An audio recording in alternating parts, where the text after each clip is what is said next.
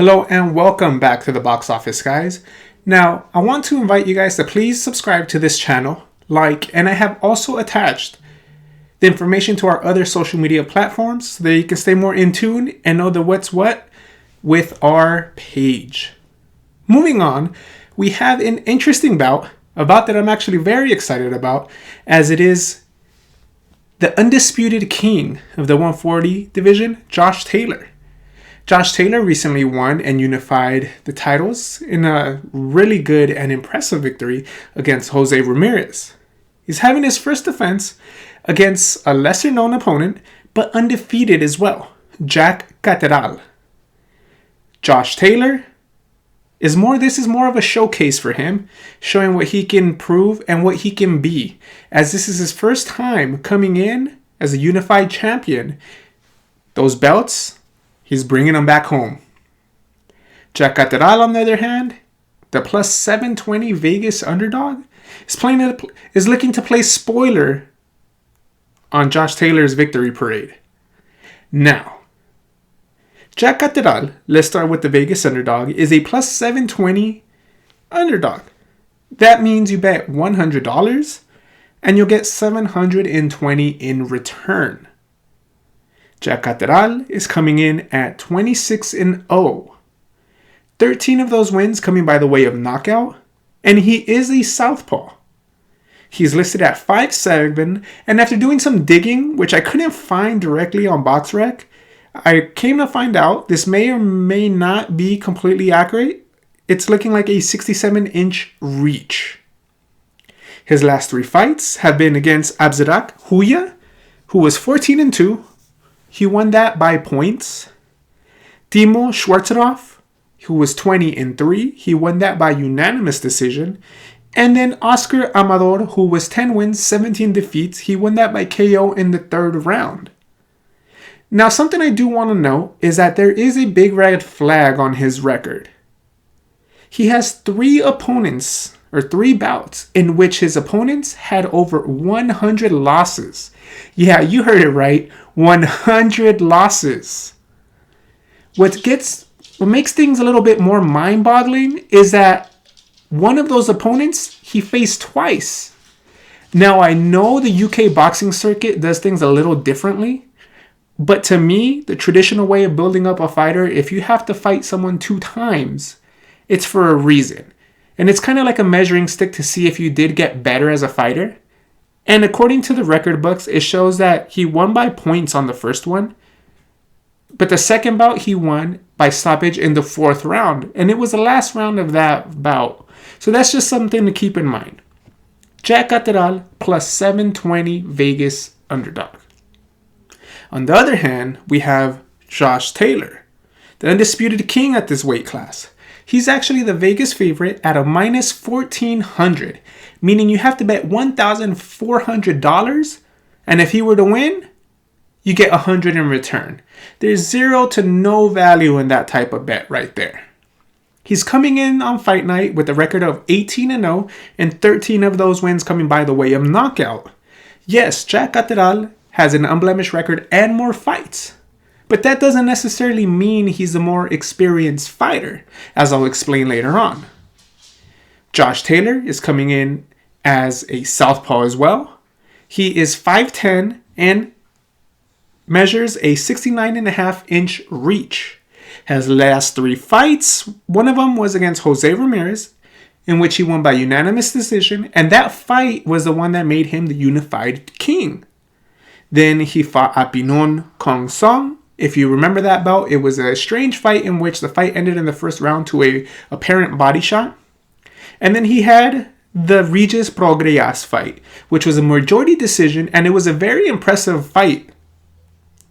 Notable wins, though, as I mentioned, red flags for Jack Catterall. There's a lot of green flags for Josh Taylor, as he has notable wins, and the main thing I want you to focus on is the type of opponents he's facing. Ryan Martin, he won that bout by TKO in round 7. And yeah, you can say Ryan Martin isn't the most decorated fighter, but he's a fighter that possesses a very specific style, one that he's not going to stay in front of you and take punches. In order to land punches on the Ryan Martin, you're going to have to work for it, and he was able to land enough punches and get him out of there in the 7th round. Victor Postol is a fighter that gives everyone... He's a handful. That's all I can really say. He's a workhorse. He's durable. He's sturdy. He's there to get hit. And if you stay in front of him, he's going to hit you. So Victor Postol was a very entertaining and just a good fight to measure his experience. And then the last but not least, as far as notable wins, Ivan Baranchyk, who is a very come-forward, aggressive fighter.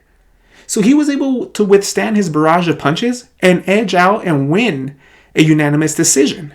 3 completely different styles, but he came out victorious. And even though it shows that he has 18 fights and Jack Catterall has 26, the experience factor to me goes to Josh Taylor just for the caliber of fighters and the style, different styles that he's faced.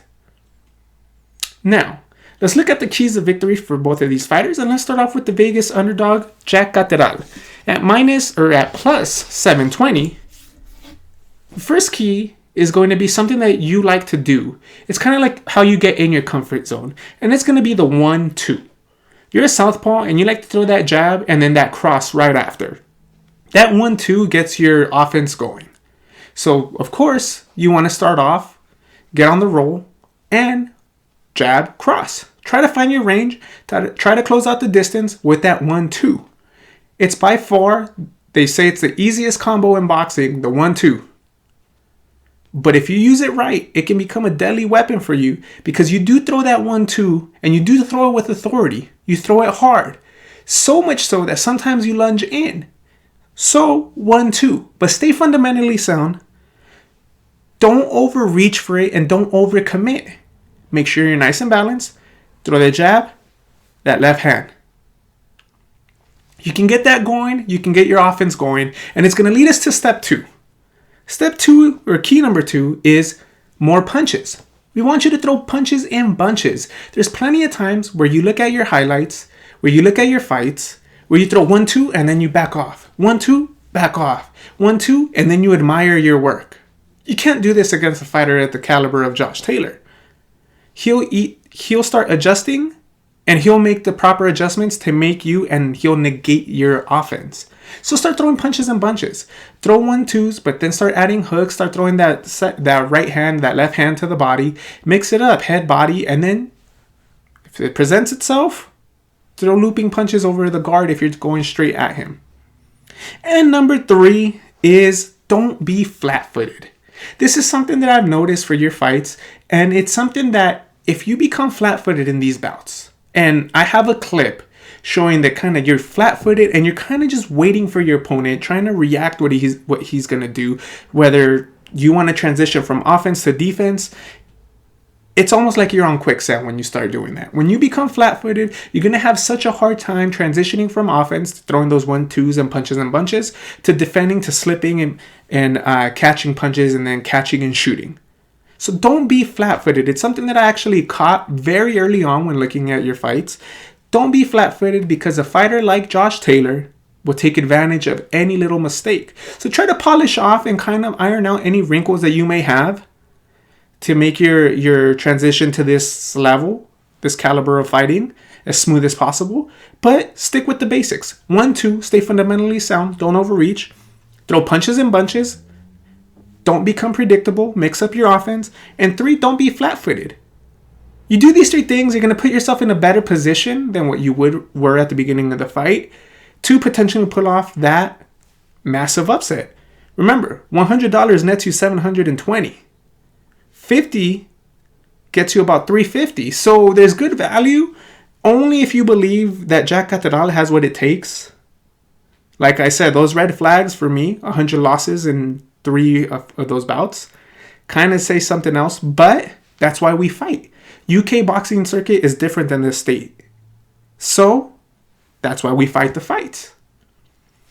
On the other end, let's transitioning over to the undisputed king, Josh Taylor. He's a minus 1400 Vegas favorite, but let's look at the keys for him. Well, first and foremost, when you know the opponent's going to throw the 1s and 2s, when you fought people like Ivan Baranchyk, Jose Ramirez, you're going to have to start countering, right?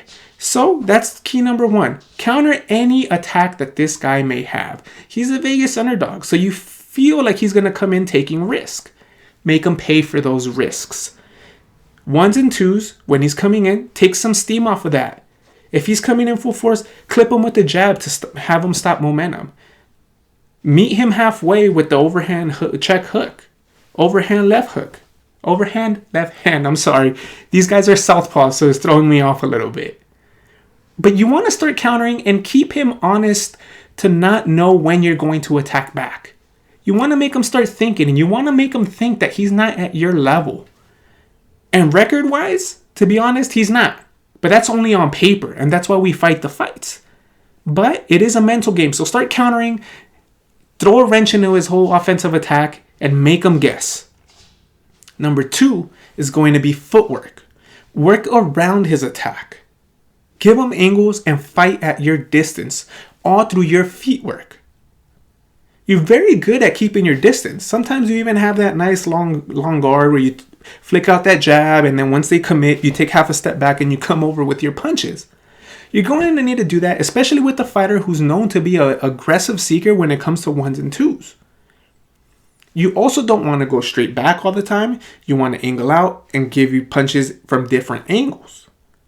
Measure your distance, work around him. If you land 1, 2, 3, angle out to 2, 3, 2, keep working around his flat feet work. If he does show up flat-footed. Now, if he doesn't, fight at your distance. Fight when you want to fight. And when it's time to fight when you want to fight, that's going to lead us to step number 3. Because you had a lot of success on your unification bout when fighting from the inside. Not knowing when you were going to grab, not knowing when you were going to punch on the inside, ultimately led to you hurting an opponent and getting them down. So that's what you're going to want to do when on the inside, because as much as you want to fight at a distance, that's going to require you to pitch a perfect game, fight a perfect fight. We know at certain levels that's impossible to do. So when it's time to bite down to our mouthpiece and get to work, well, let's get to work. You've had success with it before. Pick your counters, work at your distance, fight at your distance. But when it's time and the opponent gets on the inside, it's time to work and work on the inside and just fight in spurts. Be unpredictable is going to be the ultimate key for you, Josh Taylor. Now, as far as this bout goes, I am going to choose Josh Taylor. Undisputed King. His route to Undisputed is actually very, very impressive. He has some good names on his resume. And, like I said, for him to come to the States, unify, and then take the belts back home, that's nothing but respect for Josh Taylor. So I got Josh Taylor winning. The big debate is going to be whether he's going to win by knockout for me or decision. We don't know. Or if Jack Catterall can even pull off an upset. Remember, the opponents that we have little to no film about are usually the ones that are more dangerous. So I know Josh Taylor's team, being from that circuit of boxing, have some background on Jack, and they're going to prepare according. But we never know, and that's why we fight the fights. So with that being said, my personal pick is Josh Taylor, but I want to know what you guys think. Let's debate on the comments below. Tell me what you think is going to happen, and tell me if you guys think that Jack Catterall can actually come in and pull off a massive upset and win a lot of people in Vegas money. With that being said, that's today's episode. As I mentioned before, please subscribe, and I attached my other social media accounts on the description box to this video. Thank you guys, and take care.